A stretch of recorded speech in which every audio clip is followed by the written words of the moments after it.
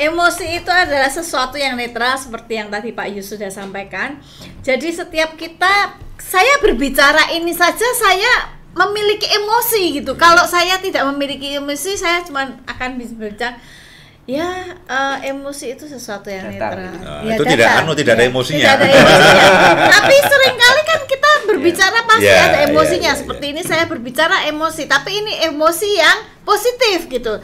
Seringkali kalau kita ngomong soal emosi gitu, ingatnya cuman emosi yang negatif. Ketika marah, ketika berantem, ketika sesuatu yang buruk yang terjadi.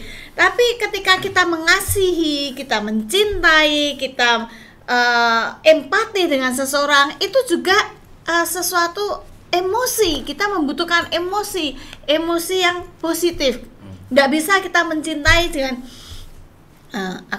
aku cinta kamu tanpa emosi, tapi kan aku cinta kamu. Itu kan sesuatu yang emosi ya, membutuhkan emosi gitu. Nah, itu emosi yang positif. Tapi kecenderungan kita selalu berbicara tentang, kalau emosi itu menggambarkan kemarahan, persaudaraan, pertengkaran, gontok-gontokan, ya, pukul-pukulan. Itu emosi yang negatif. Nah, seringkali kita tidak sadar bahwa kehidupan kita memang membutuhkan emosi, tapi kita harus mengatur emosi itu. Gunakan lebih banyak emosi yang positif buat hal-hal yang menyenangkan. Dan ketika emosi yang negatif itu terjadi, saya punya satu kata-kata yang selalu saya ingat, dan itu sebuah kebenaran menurut saya ya. Ketika emosi saya yang negatif sedang muncul, itu kata-kata itu selalu teringat pada saya. Kuasailah dirimu dan jadilah tenang. Nah, ketika emosi yang negatif muncul ya, kita kan biasanya itu emosi itu dimulai dari mana? Dari hati kita yang panas, dari perasaan kita yang jengkel, yang tidak menyenangkan. Nah, langsung ke pikiran kita.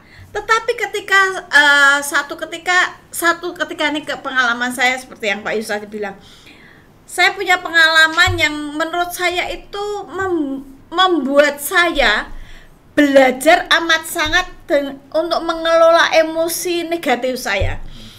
Satu kali saya dijengkelkan dengan anak saya karena saya mendapati sesuatu kesalahan yang dia lakukan cukup lama gitu. Dan itu menurut pikiran dan perasaan saya harus marah gitu. Menurut pikiran dan perasaan manusia, saya harus marah. Orang seperti ini sudah membuat kesalahan yang sangat memalukan menurut saya ya. Menurut saya itu memalukan. Saya harus luapkan gitu. Kalau saya dulu saya luapkan langsung, saya panggil, saya kamu kalau perlu sandal juga melayang gitu ya. Cuman ketika itu saya sudah belajar mengelola emosi saya, dan saya ingat akan itu, kuasai dirimu. Ketika saya belajar menguasai diri saya, kuasai diri artinya apa toh? Artinya kita mesti menguasai hati dan perasaan kita. Itu yang pertama, kita kuasai hati dan perasaan kita sampai gini.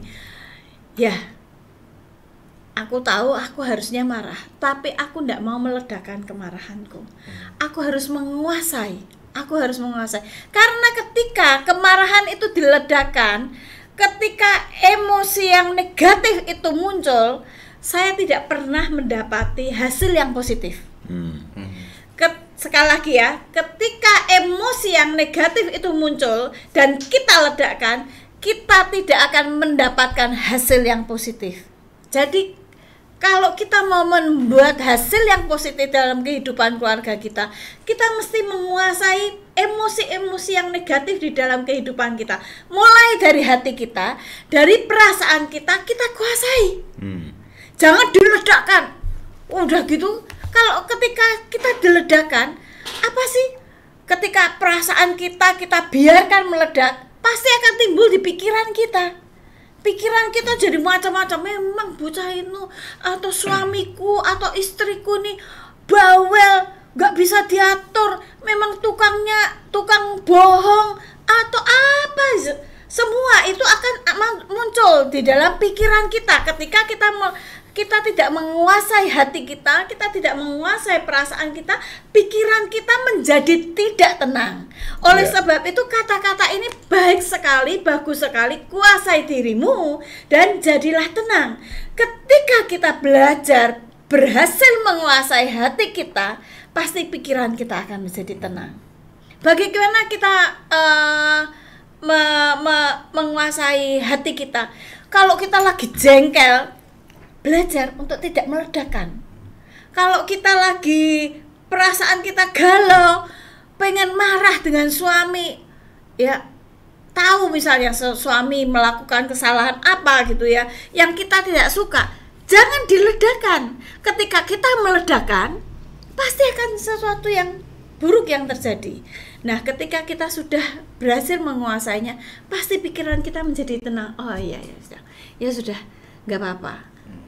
Mungkin dia sedang mengalami seperti ini, mungkin dia ada sesuatu yang sedang dia pikirkan atau sedang dialami, atau jadi pikiran kita tenang sehingga kita akan mendapatkan, ketika kita berbicara memang pasti harus ada, kalau ada kesalahan atau apa kita akan benarkan, maksudnya akan kita bicarakan bersama-sama.